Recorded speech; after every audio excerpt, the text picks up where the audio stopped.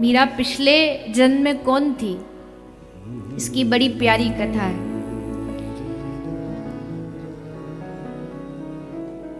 एक कन्या, एक लाली बरसाना में रहती थी।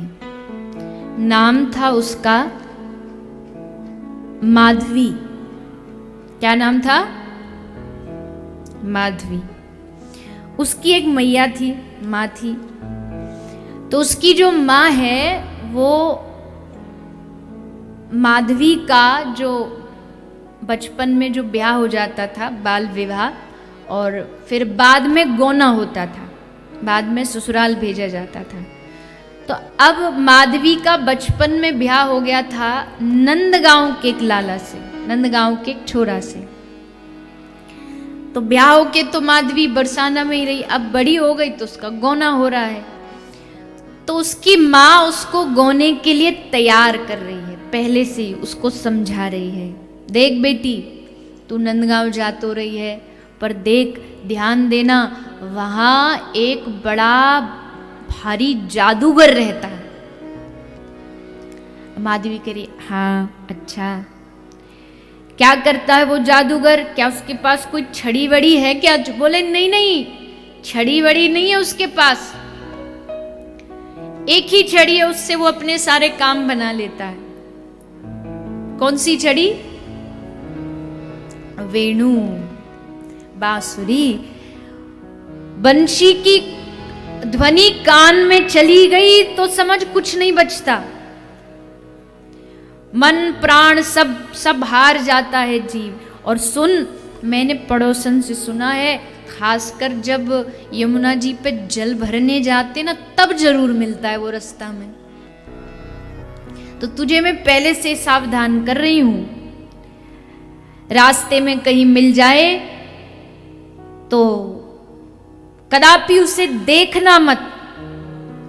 माधवी कहती मैया देख लिया तो, देख लिया तो उससे बातें मत करना, बातें भी कर ली तो बोले फिर उसकी मुस्कुराहट को मत देखना, मुस्कुराहट भी देख ली तो बोले फिर तू गई, फिर तेरा कोई बचने का, कोई दुनिया का तंत्र मंत्र झाड़ू, जितने भी झाड़ लगाए जाते कुछ नहीं उतरने वाला।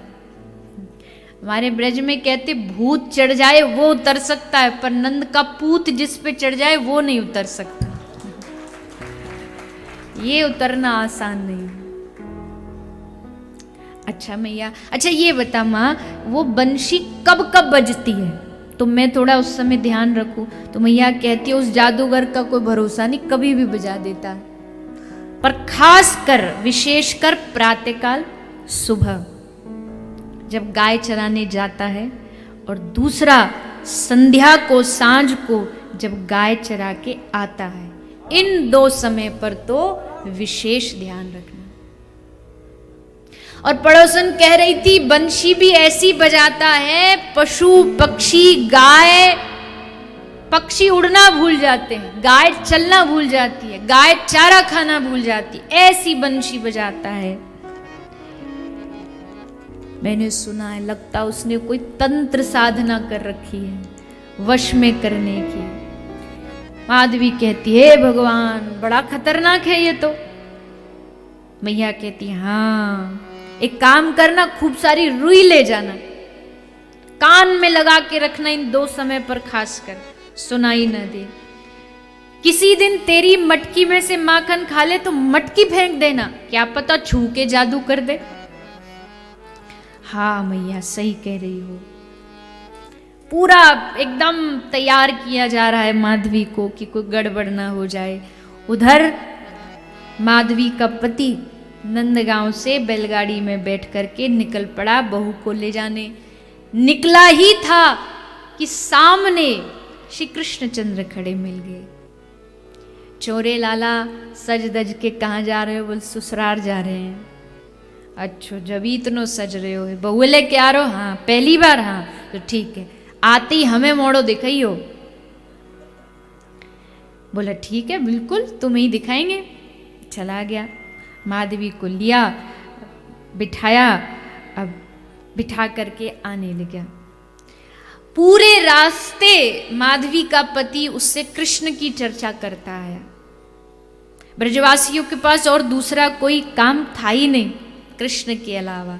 पूरे रास्ते मेरा मित्र ऐसा है, कृष्ण ऐसा है। वो सोच रही है लो जिसका डर था ये तो उसी का मित्र निकला। पर चलो कोई बात नहीं, मैं प्रयास करूंगी बचने का। अब नंदगांव के उस सीमा पर, बॉर्डर पर एंट्री हुई ही कि सामने कृष्णचंद्र खड़े मिल गए। कृष्णचंद्र खड़े,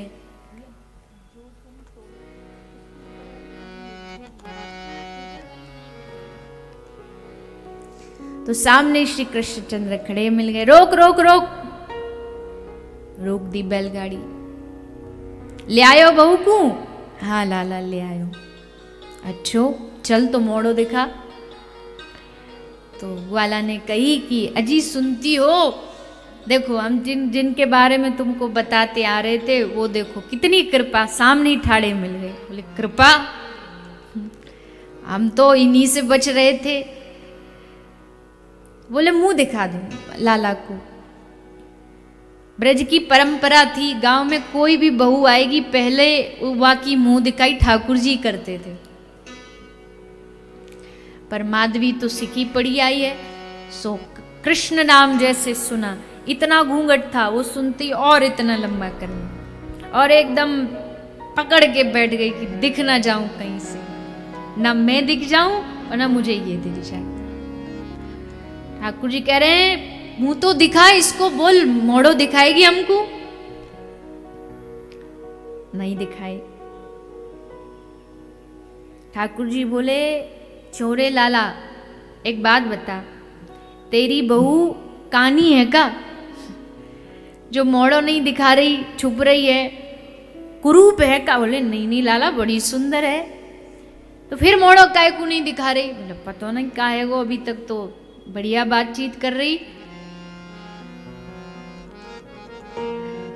ठाकुर जी बोले नहीं दिखाएगी।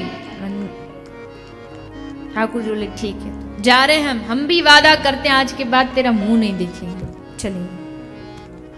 माधवी भी गई, घर आई। रोज का नित्य नियम था, जब कृष्ण गैया चरा के आते गोपी बाहर भागती कि श्याम सुंदर आ गए, श्याम, ये उल्टा घर में भाग जाती कि बस दिख ना जाए कहीं।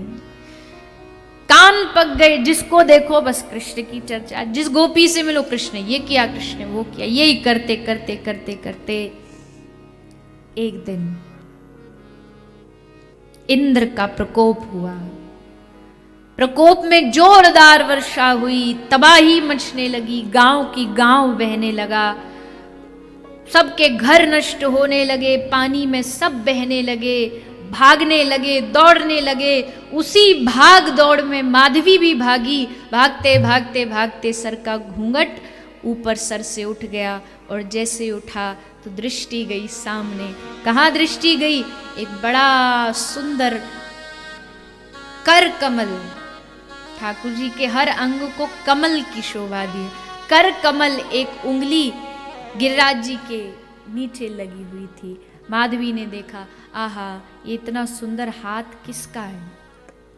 थोड़ी दृष्टि और आगे बढ़ाई, अरे आहा ये इतना सुंदर कंठ किसका है? और आगे दृष्टि गई, ये इतना सुंदर मुस्कुराहट किसकी है? ये इतनी सुंदर बुलाक किसकी है? नासिका किसकी है? और ऊपर दृष्टि गई, इतने सुंदर नेत्र किसके हैं? और बस श्री कृष्णचंद्र को देख करके माधवी वहीं खड़ी की खड़ी स्तब्ध रह गई। सब भाग रहे हैं, सब आगे पीछे, भागो भागो बचो बचो। माधवी एक जगह जड़ के समान, पत्थर के समान खड़ी है। एक सखी ने कहा आगे बढ़ना चलना। उसने कहा ये सामने इतना सुंदर स्वरूप कौन है? तो कहा ये वही है जिससे तू जब से ब्याह से आई है बचती घूम रही है, ये वही कृष्णचंद्र है। जैसे माधवी ने सुना, झरझर आंख से अश्रु बहने लगे। हाय मेरा भाग्य, इतने दिन मैं इस दर्शन से वंचित रही, मेरी धिक्कार है वो माँ को, क्या शिक्षा देनी थी मुझे और क्या शिक्षा दे दी। हाय मैं इतने दिन कृष्ण दर्शन नहीं कर पाई, आज प्रतिज्ञा करती हूँ, जिस घूंघट की लाज ने मुझे इतने दिन कृष्ण से दूर रखा, अगले जन्म में इस लाज को उठा के फेंक दूंगी, इस घूंघट को फेंक दूंगी, चाहे कोई कुछ भी कहे। अब तो केवल जीवन पर्यंत कृष्ण को रिझाना है। और फिर वही माधवी कलिकाल में राजस्थान में मेड़ता की भूमि में भक्तिमती मीराबाई बनकर के प्रकट हुई। लोक लज्जा त्याग दी, कौन घूंघट, राजपुतानी थी। राजपुतानी का एक अपनी मर्यादा होती है, पर सब त्याग दिया मीरा ने, साज श्रृंगार सब उतार दिया, वैरागी का वेश बना करके दिन रात रोती रोती कृष्ण को पुकारती, कहाँ नहीं भागी। छत से भागती थी मीरा, 2-4 दासी आसपास साथ खड़ी रखनी पड़ती थी, पता नहीं कब आवेश आ जाए, कब गिरधर कहते कहते कूद जाए छत से।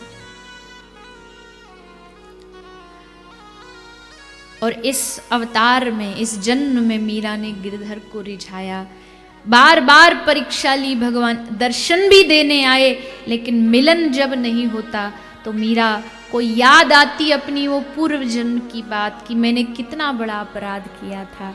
कृष्ण ने मुझसे कहा तेरा मुख देखना चाहता हूं, मैंने दिखाया नहीं। उसने कह दिया आज के बाद देखूंगा नहीं, शायद उसी प्रतिज्ञा को वो निभा रहा है। पर फिर भी मीरा हार नहीं मानती है। मीरा कहती है कि चाहे तुम मुझे अपना मानो न मानो, मैं तुम्हें अपना मानूंगी। तुम भले अपने सारे रिश्ते मुझसे तोड़ दो, लेकिन मैं ये प्रीत का जो धागा है ये तोड़ नहीं सकती।